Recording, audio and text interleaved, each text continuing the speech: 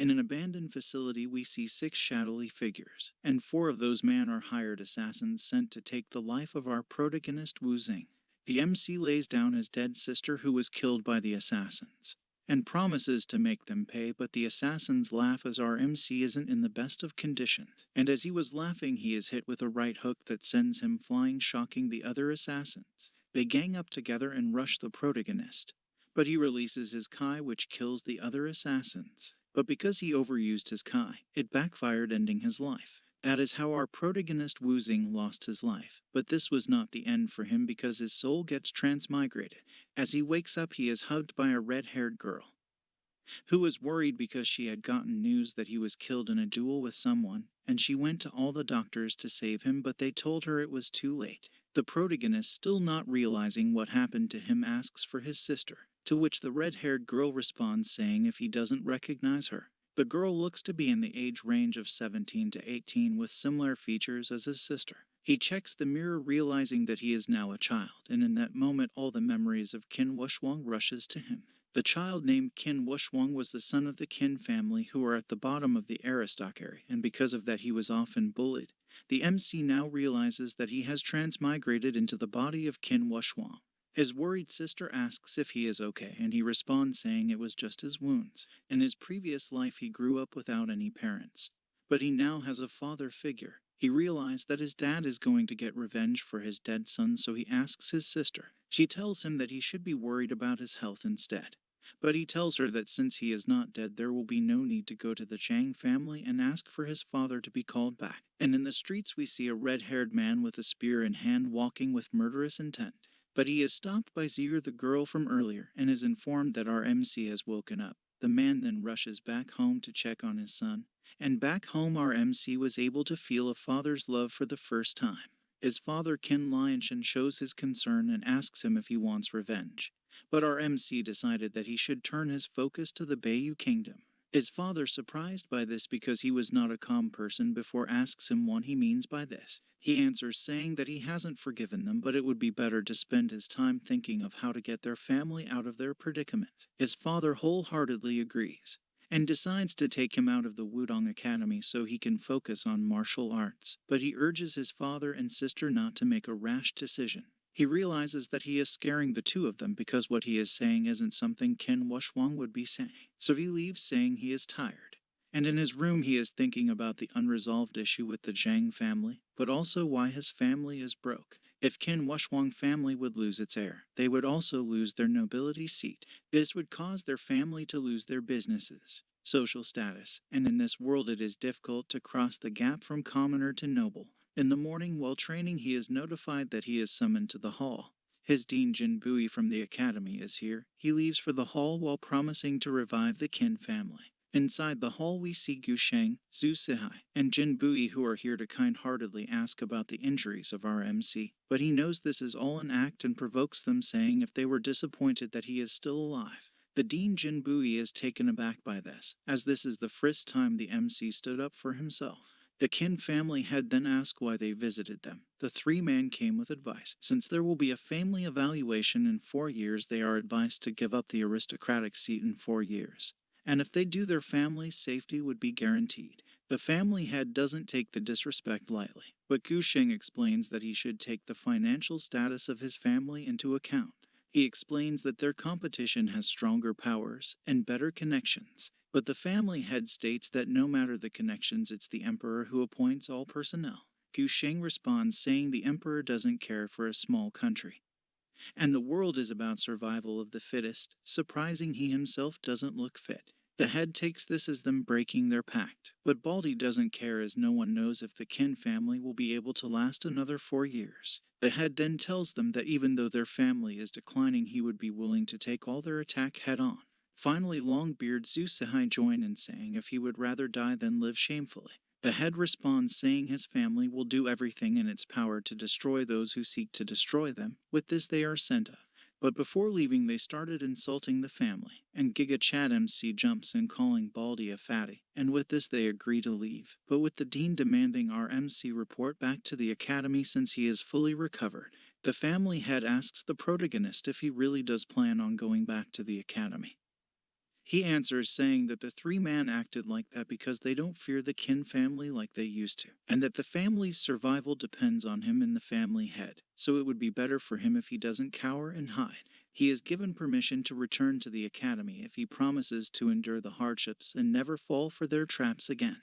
He promises, and outside while cultivating he thinks to himself about all the differences between the cultivation and his previous life. A month later he was able to break through the 7th stage of power force, and if his cultivation speed continues within 3 months he would be able to enter the genuine force. The protagonist wants to recover 70 to 80% of his power before the family class evaluation. As he breaks a tree in one blow, what did the tree do? He meets with his sister who looks down, so he questions her, and at first she didn't want to tell him, but she ended up telling him anyways. The day before she was talking business with the farmland manor, and today his body was at their front door. She has a marriage proposal, and that in 10 years he would come back to marry her. In that time any man that tries to talk to her goes missing or ends up dead. Since he failed to protect his sister in his previous life, he decides he must protect her in this life.